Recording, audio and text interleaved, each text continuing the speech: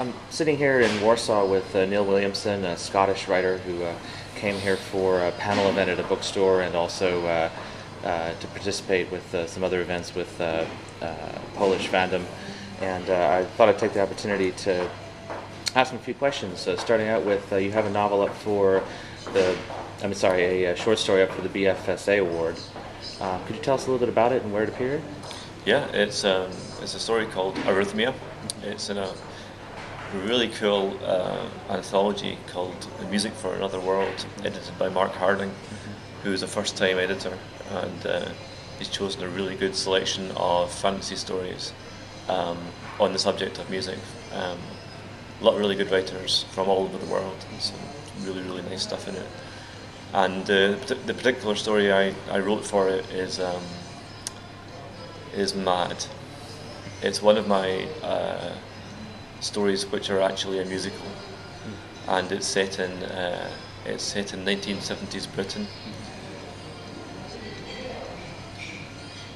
Cultural references to try and get the picture of what it's like. It's like a cross between British sitcoms of the 70s and Breaking Glass, the movie, or Tommy, or something like that, kind of punk kind of thing. And it's about the how musical culture shifts, and everyone thinks they're involved in a revolution when the culture shifts, but they aren't really. And it's good fun because everyone sings to each other in the dialogue. Well, you're in a band too. Beyond the obvious of it influencing the subject matter of stories, does it influence your writing in any other ways? No, not in the band, I wouldn't say. Although I have actually written songs based on friends' writing. Oh, okay. I've written songs based on the novels of Hal Duncan and Harvey Raines as well, which were kind of cool. Weren't our best songs, but they were good. They were good to do. But something else I do, which is kind of related, is I'm involved in a cabaret act with a lady who goes by the name of Marquis de Saux, who's a singer from San Diego. She lives in Glasgow now, and she plays the saw with violin bow.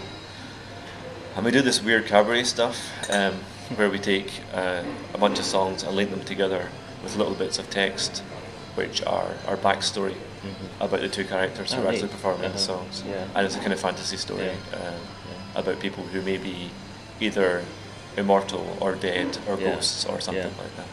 That's so cool. There's a bit of crossover there. Yeah. So I was going to ask you, since you helped edit an anthology of Scottish science fiction and fantasy called Nova Scotia, how you feel genre writers in Scotland, Scottish science fiction and fantasy writers, see themselves in terms of Scottish writing in general? Do they see themselves as more of belonging to Scottish writing, or do they see themselves in general as more belonging to science fiction fantasy genre? That's both, if I can say that. Of course. The Scottish writing community is fairly small anyway, so you end up sort of getting to know people who write mainstream stuff and are published by the kind of Scottish independent publishers, even at the same time as you're writing the fantasy stuff and science fiction stuff. So there are really good writers out there. Like Alan Bissett, for instance, is a really good writer who I'm told would really like to write a fantasy book one day, but it doesn't at the moment. So the conversations happen. The membrane is permeable. But I think all of Scottish writing is really kind of interesting at the moment. People just do their own thing.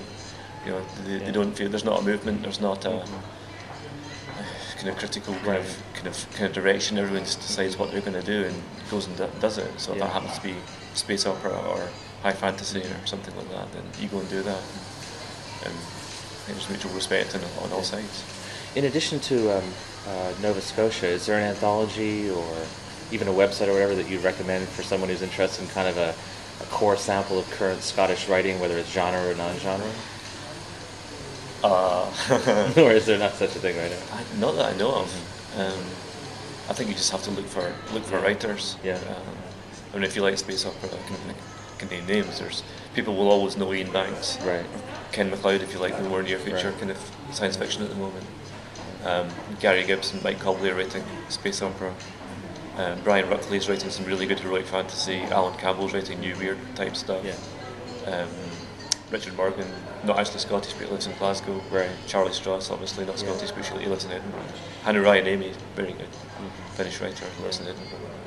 And you also just finished a novel, which sounds pretty unique to me. Just finishing a novel, yeah. It's called Queen of Clouds, and it involves kind of wooden robots and sentient weather. Yeah. And it's set in a meritocracy where people are paid by credits and kudos. that's the currency of the meritocracy. And it's kind of neat. It's full of neat stuff, and I'm looking forward to finishing it. That's very It's cool. been a long road. It's been good. Well, can you give me just a short overview of being here in Warsaw and some of the highlights for you? Yeah, I loved it. It's great. We've had a really good time. The fandom community is really welcoming, really warm. Everyone seems to be really nice. Had a really good time. I enjoyed the honey beer. And Warsaw itself was very nice. I've enjoyed our little excursions to the old town, and the Palace of Culture and Science is a very impressive building in many senses of the word. I recommend people come. It's a place I would love to have more time to explore and really get to know. So, Well, thank you very much. cheers.